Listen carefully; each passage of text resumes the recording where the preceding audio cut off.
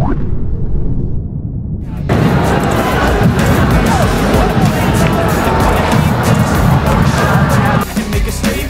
ini sudah ada 5 berkas ditandatangani. Apakah ini tanda ada 5 pemain keturunan yang diproses di Dewan Perwakilan Rakyat hari ini, Selasa, 17 September 2024? Sesuai jadwal, ada 2 pemain yang berkas dinaturalisasinya akan dirapatkan di DPR RI hari ini, yakni Eleanor Reigers dan Mes Hilgers. Pukul 13 WIB, Komisi 3 DPR RI yang lebih dulu membahas berkas naturalisasi keduanya. Kemudian pada pukul 15 WIB, giliran Komisi X DPR RI. Wakil Ketua Komisi X DPR RI, Hetifah Syaifuddin, beberapa hari yang lalu mengunggah foto-foto di akun Instagramnya, Hetifah. Dalam foto tersebut, dirinya sedang menandatangani 5 berkas bersama Menteri Pemuda dan Olahraga Dito Aryo Tejo. Netizen pun berspekulasi. Berhubung ada 5 berkas yang ditandatangani, netizen berpikiran itu berarti ada 5 pemain keturunan yang bakal diproses di DPR hari ini. Kertas dokumennya ada 5. Apa yang disumpah 5 orangkah? Ditanya akun RI Dual Paris Van Java di unggahan Hetifah. Ada 5 berkas, sambung akun Senda Andre. Jika benar ada 5 pemain yang diproses, siapa 3 nama lain? Disinyalir, 3 nama lain adalah Mauro Zijlstra, Dion Marks dan Tim Gepens. Dalam wawancara dengan Voetbal Premier, Mauro Zijlstra mengatakan berkas naturalisasinya telah diberikan kepada PSSI. Sementara itu, Dion Marks dan Tim Gepens sudah lebih dulu memperkuat timnas Indonesia U20 di ajang Toulon Cup 2024. Satu yang pasti, timnas Indonesia membutuhkan kehadiran pemain-pemain berkualitas. Hal itu dibutuhkan demi memperbesar peluang skuad asuhan Shin Tae-yong lolos Piala Dunia 2026. Media asal Cina kaget melihat target timnas Indonesia di round 3 kualifikasi Piala Dunia 2026 zona Asia mendatang. Salah satu media Cina, yakni 163.com mengungkapkan keheranannya saat mengetahui timnas Indonesia mengincar tempat ketiga dan keempat di grup C. Menurut Shin Tae-yong dengan posisi 3 dan 4 merupakan target paling realistis untuk skuad Garuda.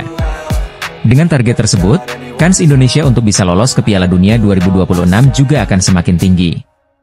Melihat target berani Shin Tae-yong ini, media Cina ikut berkomentar. Menurut mereka target timnas Indonesia itu termasuk langkah yang sangat berani dan terlalu percaya diri. Pasalnya, Cina yang secara peringkat FIFA ada di atas Indonesia saja tidak yakin bisa lolos Piala Dunia 2026. Meski diremehkan, pelatih timnas Indonesia, Shin Tae-yong, justru sangat optimis bisa membawa anak asuhnya bisa lolos ke Piala Dunia 2026. Grup C sendiri sering disebut-sebut sebagai grup neraka. Sebab, grup ini dihuni oleh tim-tim berat seperti Arab Saudi, Australia, Jepang, Cina, dan Bahrain. Media 163.com beranggapan jika Cina akan menargetkan hal yang sama dengan timnas Indonesia, yakni mengincar tempat 3 dan 4. Namun, media tersebut tetap merasa pesimis dengan peluang negara mereka lolos putaran ketiga. Pemain sepak bola keturunan Indonesia Mes Hilgers mengungkapkan kepada media Belanda alasan dirinya menerima pinangan untuk memperkuat timnas Indonesia. Hilgers mengungkapkan bahwa memang ini adalah waktu yang tepat. PSSI kembali melakukan manuver dengan mendatangkan 2 pemain untuk dinaturalisasi agar nantinya bisa membela timnas Indonesia. 2 pemain itu adalah Hilgers dan Eleanor Reigers. Proses naturalisasinya pun tengah dikebut dengan harapan bisa bergabung ke skuad Garuda pada Oktober mendatang. Meski begitu, PSSI nyatanya memang sudah lama mengincar bek berusia 23 tahun itu. Sebab, Hilgers mengaku kalau dirinya sudah dilirik sejauh masih bermain untuk tim kelompok umur Belanda. Sejak saya bermain di tim U19, itu sudah mulai muncul. Saya juga pernah bermain untuk Jong Oranye, tetapi akhirnya Anda mulai lebih banyak berpikir, kata Mes Hilgers. Hilgers mengungkapkan bahwa dirinya mulai mempertimbangkan betul-betul keputusan yang akan dibuatnya itu pada musim panas ini. Pada akhirnya, pemain FC20 ini menjatuhkan hatinya untuk menjadi warga negara Indonesia karena ini adalah momen yang tepat. Musim panas ini, saya mempertimbangkan semuanya dengan baik. Saya merasa nyaman di Twente dan semuanya stabil. Saya merasa ini saat yang tepat untuk membuat langkah maju ke tim nasional Indonesia, diterang dia. Pemain yang memiliki darah Manado ini juga menceritakan kegiatan sibuknya selama berada di Jakarta pada awal September lalu. Meski jalani hari yang sibuk untuk mengurus proses WNI-nya, Mes Hilgers mengaku sangat bangga bisa segera berseragam timnas Indonesia. Hari-hari di Jakarta cukup sibuk. Saya berada di Indonesia selama 4 atau 5 hari untuk mengurus semuanya. Saya sangat bangga bisa bermain untuk negara sebesar itu, ungkap Hilgers. Tak ayal jika Hilgers menilai kalau saat ini adalah momen yang tepat untuk berseragam timnas Indonesia. Mengingat, skuad Garuda saat ini tengah berjuang untuk bisa berlaga di Piala Dunia 2026. Tim arahan Shin Tae-yong sudah melakoni 2 laga awal dengan hasil positif, yakni meraup 2 poin usai menahan imbang Arab Saudi dan Australia. Perjuangan timnas Indonesia selanjutnya yakni melawan Bahrain dan Cina di bulan Oktober 2024. Diharapkan, proses naturalisasi Hilgers dan Reijnders telah rampung sehingga dapat memperkuat skuad Garuda di 2 laga itu. Calon striker timnas Indonesia yang segera dinaturalisasi, Mauro Zijlstra, membuat pengakuan. Mauro Zijlstra menyebut cara bermainnya mirip Robert Lewandowski dan salah bintang klub Liga Inggris, Manchester United. Striker FC Volendam tersebut, belum lama ini mengungkapkan bahwa dirinya telah menjalin komunikasi dengan PSSI terkait rencana naturalisasi pemain keturunan Belanda Indonesia tersebut. Seperti diungkap kanal YouTube Voetbal Premier, Zijlstra garis keturunan Indonesia. Zijlstra memiliki darah Sunda di dalam tubuhnya, sehingga ia memutuskan bergabung dengan skuad Garuda. Sehingga PSSI masih berusaha mengumpulkan dokumen Zijlstra, diverifikasi apakah benar memiliki garis keturunan Indonesia atau tidak. Zijlstra memberi kabar baik untuk pelatih timnas Indonesia, Shin Tae-yong. Shin sangat kesulitan mencari bomber tajam di skuad timnas Indonesia. Dengan keadaan ini, bomber 19 tahun ini akan menjadi dewa penyelamat bagi sang arsitek. Dalam siniar tersebut, Zijlstra dengan percaya diri mengungkapkan gaya permainannya. Ia mengaku memiliki kemiripan dengan bomber FC Barcelona, yakni Robert Lewandowski. Tak hanya itu, ia juga merasa mirip dengan bomber anyar Manchester United, yakni Joshua Zirkzee. Kedua pemain itu bertipikal penyerang yang membuka ruang dan mau menjemput bola. Meski begitu, Lewandowski dan Zirkzee cukup tajam ketika berada di kotak penalti lawan. Begitu juga Zijlstra, senang terhubung dengan rekan-rekannya dan mengalirkan bola. Peluang mencetak gol bagi timnya akan semakin besar. Lebih mirip dengan tipe penyerang seperti Robert Lewandowski dan Joshua Zirkzee, kata Mauro Zijlstra. Saya suka bergabung dalam permainan dan menghubungkan umpan-umpan dan saya juga dapat menyelesaikannya peluang, jelasnya. Lebih lanjut, ia juga menyebut salah satu mantan penyerang Barcelona yang berasal dari Belanda, yakni Luuk de Jong. Ia tak begitu suka gaya bermain de Jong yang hanya menunggu umpan dari rekannya di kotak penalti lawan. Saya tidak seperti Luuk de Jong yang menyundul setiap umpan silang ke dalam kotak penalti. Namun lebih seperti seseorang yang dapat bergabung dalam permainan dan mampu memberikan umpan, pungkasnya. Jelas gaya permainan itu sangat masuk ke kriteria diinginkan STY seperti diketahui. Pelatih asal negeri ginseng itu mewajibkan para pemainnya aktif mencari bola saat dimainkan. Putaran ketiga kualifikasi Piala Dunia 2026 zona Asia yang ditunggu-tunggu akhirnya telah dimulai. Round 3 kualifikasi Piala Dunia 2026 ini tentu bukan pertandingan yang untuk timnas Indonesia. Pasalnya, Indonesia sendiri berada di grup C bersama dengan tim-tim kuat seperti Jepang, Australia, Arab Saudi, Cina, dan Bahrain. Negara-negara tersebut bahkan merupakan tim yang selalu langganan menjadi peserta Piala Dunia. Di antara tim-tim di grup C tersebut, timnas Indonesia juga sempat memiliki sejarah kelam dengan salah satunya, yakni Bahrain. Beberapa tahun lalu, skuad Garuda pernah dipermalukan oleh Bahrain, di mana pada pertemuan mereka, Indonesia kalah dengan skor telak 0-10. Saat itu, Indonesia berhadapan dengan Bahrain pada kualifikasi Piala Dunia 2014 di Stadion Al-Bahrain Al-Watani. Melihat sejarah tersebut, bukan hal mengherankan jika Bahrain bakal meremehkan timnas Indonesia di round ketiga ini. Namun, meski sempat meremehkan permainan sepak bola Garuda, sekarang Bahrain bisa jadi panik jelang hadapi timnas Indonesia di kualifikasi Piala Dunia 2026. Peningkatan tim nasional Indonesia di bawah Shin Tae-yong sangatlah signifikan beberapa tahun belakangan ini. Tentunya ini bukan hanya berkat Coach ST saja, tapi juga peran pemain, staf, serta PSSI yang juga sangat membantu. Sementara itu, kali pertama Indonesia berhasil lolos hingga putaran ketiga kualifikasi Piala Dunia 2026, membuat PSSI dan Shin Tae-yong tentunya tak mau menyia-nyiakan kesempatan ini. Segala upaya tentu akan terus diusahakan untuk mendukung performa skuad Garuda. Salah satu upaya PSSI dalam menaikkan kemungkinan tim Garuda lolos kualifikasi adalah dengan merekrut banyak pemain keturunan atau pemain naturalisasi. Bahkan saat ini hampir sebagian besar timnas Indonesia diisi oleh pemain keturunan yang berasal dari Eropa. Pemain berpengalaman seperti Tom Haye, Jay Itzes, Kelvin Verdong, Sandy Walsh, Ragnar Oratmangoen, Shane Patinama, dan Jordi Amat dipercaya bisa membantu skuad Garuda. Ditambah dengan pemain muda berpotensi seperti Rafael Struijk, Nathan Choi Aon, Justin Hubner, dan Ivar Jenner. Bahkan pemain grade A, Martin Paes, akhirnya bisa bergabung memperkuat timnas Indonesia di round 3. PSSI bahkan baru-baru ini juga kembali mengumumkan 2 nama pemain keturunan baru yang bakal dinaturalisasi, yakni Mesilgers dan Eliano Rejders. Jadi, tentu saja Indonesia datang dengan rencana kejutan di putaran ketiga kualifikasi Piala Dunia 2026 zona Asia.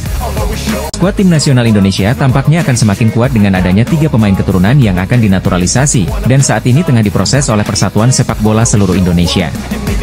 Adapun ketiga pemain baru yang akan menjadi skuad timnas Garuda yakni Mesilgers, Eliano Rejders, dan Mauro Zijlstra. Mereka telah berjabat tangan dengan Ketua Umum PSSI, Erick Thohir yang juga sebagai penanda dimulainya proses naturalisasi pada Sabtu, 9 September 2024, lalu. Bahkan saat ini proses perpindahan WNI Mesilgers dan Eliano Rejders telah melalui tahap persetujuan dari Presiden RI Joko Widodo, di mana proses tersebut dikabarkan telah selesai diteken Jokowi pada Rabu lalu. Setelahnya proses naturalisasi akan dilanjutkan ke meja Dewan Perwakilan Rakyat. Masuknya Mesilgers dan Eliano Rejders ke timnas Indonesia tentu menambah kekuatan. Untuk Mesilgers dapat memperkokoh barisan pertahanan yang telah dihuni Jai Idzes hingga Rizky Ridho. Selain itu, Mesilgers juga bisa menjadi pemain paling berharga milik timnas Indonesia. Pasalnya, B20FC tersebut ditaksir Transfermarkt senilai 121,67 miliar rupiah. Nilai itu paling tinggi di antara pemain lainnya. Bahkan mengungguli Tom Haye yang saat ini menjadi pemain termahal timnas Indonesia dengan nilai 53 miliar rupiah. Sementara untuk Eliano Rejders juga tak kalah hebat. Adik kandung dari pemain timnas Belanda dan penggawa AC Milan Tijjani Rejders itu dapat menempati berbagai posisi. Eliano bisa memerankan seorang gelandang serang, sayap kanan maupun kiri. Penampilannya di 3 posisi tersebut telah terukir setelah promosi ke tim senior PC Zwolle sejak musim 2020-2021. Total 96 penampilan beserta 5 gol dan 9 assist dicatat oleh Eliano dalam posisi tersebut.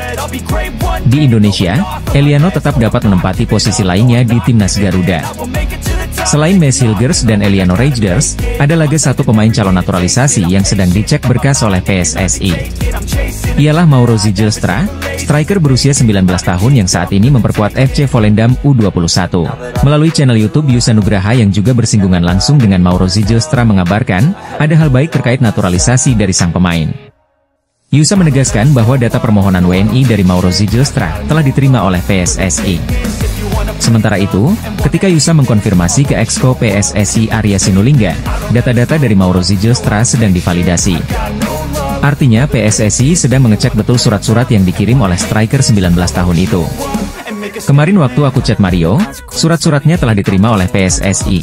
Buka Yusa, 10 September 2024. Ketiga calon pemain baru timnas Indonesia dari proses naturalisasi kini sedang diproses. Diharapkan, proses naturalisasi keduanya selesai pada Oktober mendatang dan dapat memperkuat skuad timnas Indonesia bulan depan. Media asing asal Belanda, Voetbal Primeur, menegaskan ada 5 pemain keturunan yang segera memperkuat timnas Indonesia. Sebanyak 5 pemain yang akan segera dinaturalisasi timnas Indonesia. Nama-nama tersebut adalah Mauro Zijlstra, Ula Romeni, Jairo Riedewald, Kevin Dix, dan Pascal Struij. Meski begitu, butuh usaha keras bagi PSSI untuk mendapatkan jasa pemain-pemain berdarah Belanda Indonesia ini. Tak mudah meyakinkan nama-nama di atas untuk meninggalkan paspor Belanda dan beralih menjadi Indonesia. Ini cukup spesial karena ada beberapa pemain lagi yang bisa bergabung dengan Indonesia selain Mauro Zijlstra. Saya tahu Jairo Riedewald salah satunya dan sedang dalam proses. PSSI sedang mengusahakannya dan Jairo Riedewald semakin positif tentang itu dan saya pikir Jairo Riedewald menjadi WNI akan terjadi, jika tak salah seorang host di podcast garapan Voetbal Primeur. Ula Romeni juga masih berlangsung proses naturalisasinya. Kevin Dix juga mungkin akan bergabung juga. Setidaknya dia masih mempertimbangkannya. Dilanjut sang pembawa acara. Munculnya nama Pascal Struij jadi yang paling mengejutkan.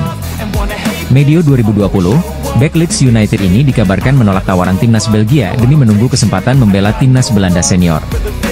Tentunya, mengejutkan jika Pascal Struij bersedia membela skuad Garuda racikan Shin Tae-yong. Dan seseorang yang tidak banyak disebutkan, Pascal Struij diizinkan bermain untuk Indonesia. Dia adalah pemain yang luar biasa, dilanjutnya. Jika nama-nama di atas benar bergabung, betapa kuatnya skuad timnas Indonesia. Pelatih timnas Indonesia Shin Tae-yong semakin percaya diri mengandalkan formasi andalannya, yakni 3-4-3. Dalam pola ini, posisi penjaga gawang ditempati Martin Paes. Selanjutnya 3 bek sejajar ada Mads Hilgers, Jay Itzes, dan Pascal Struij. Lanjut ke posisi wing bek kanan ada Kevin Dix dan Kelvin Verdong di sisi sebelahnya. Untuk 2 gelandang sentral ada Tom Haye dan Jairo Riedewald. Ula Romeni akan bertugas sebagai winger kanan dan Eliano Reijnders winger kiri. Untuk posisi penyerang tengah diisi Mauro Zijlstra. Timnas Indonesia asuhan Shin Tae-yong akan berhadapan dengan Bahrain dan Cina pada bulan Oktober mendatang dalam lanjutan babak ketiga kualifikasi Piala Dunia 2026 zona Asia. Kedua pertandingan Timnas Indonesia tersebut diadakan di kandang lawan. Timnas Indonesia akan berhadapan dengan Bahrain pada 10 Oktober, kemudian dilanjutkan dengan Cina pada 15 Oktober. Walaupun masih akan berlangsung di bulan depan, tetapi pelatih Bahrain, Dragan Talajik, sudah menunjukkan kekhawatirannya terhadap Timnas Indonesia. Untuk sementara, puncak klasemen grup C babak ketiga Piala Dunia 2026 zona Asia masih dihuni oleh Jepang usai meraih 2 kali kemenangan. Kemudian di peringkat kedua ada Arab Saudi yang mengantongi 4 poin. Lalu Bahrain menghuni peringkat ketiga dengan perolehan 3 poin. Timnas Indonesia dengan 2 poin berada di peringkat keempat. Sementara Australia di peringkat kelima dengan 1 poin dan Cina di dasar klasemen tanpa poin. Pada pertandingan sebelumnya, Bahrain kalah telak melawan Jepang dengan skor 0-5. Pelatih Bahrain sendiri mengungkapkan bahwa memang tak ada pertandingan yang mudah di babak kualifikasi ini. Tidak ada pertandingan mudah di babak kualifikasi terakhir Piala Dunia, ujar pelatih Bahrain. Semua tim hebat, belajar, dan berjuang, jelanjutnya. Termasuk juga Timnas Indonesia yang menurut pelatih Bahrain berhasil menunjukkan hasil yang mengejutkan dengan menahan imbang Australia, negara yang punya pengalaman di Piala Dunia. Lihat Timnas Indonesia, pertandingan mereka berakhir imbang 0-0, kata pelatih Bahrain. Pernyataan pelatih Bahrain ini sekaligus menunjukkan bahwa Timnas Indonesia termasuk tim yang tidak bisa dianggap remeh. Walaupun bermain di kandang sendiri, pelatih Bahrain sebaiknya tidak memandang remeh Timnas Indonesia asuhan Shin Tae-yong. Melihat dari catatan tim, Timnas Indonesia paling mungkin untuk meraih hasil kemenangan dalam pertandingan menghadapi Bahrain dan juga Cina. Tentu ini sebuah peluang bagi Timnas Indonesia asuhan Shin Tae-yong untuk bisa melaju ke babak berikutnya.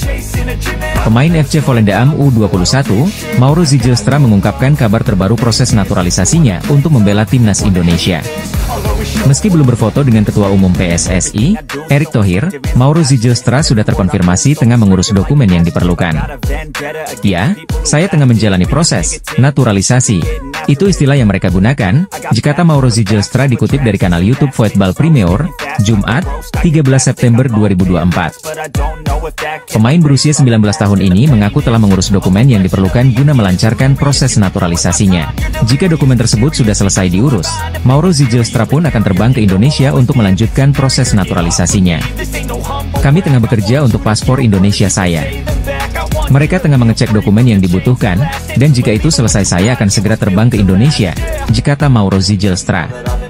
Mauro Zijlstra pun semakin antusias dalam menjalani proses naturalisasinya. Ini tak lepas dari bagaimana Timnas Indonesia tampil memukau di putaran ketiga kualifikasi Piala Dunia 2026 zona Asia. Timnas Indonesia mampu menahan imbang tim langganan Piala Dunia, Arab Saudi dan Australia. Mauro Zijlstra pun telah melihat pertandingan tersebut dan tak sabar ingin bergabung dengan skuad Garuda. Ya tentu saya tidak sabar, karena semua orang di sana optimisme. Stadion yang dipenuhi 70.000 orang, ini seperti mimpi yang terwujud dari anak kecil, jadi saya sangat antusias, kata Mauro Zijlstra. Mauro Zijlstra pun akan bergabung dengan 2 pemain keturunan lainnya yang sudah dipastikan menjalani proses naturalisasi, Mads Hilgers dan Eliano Reijnders. Kedua pemain ini sempat datang ke Indonesia untuk mengurus proses naturalisasi mereka. Berkas keduanya pun sudah masuk ke DPR RI dan ditargetkan untuk rampung pada Oktober mendatang demi bergabung dengan skuad Shin Tae-yong.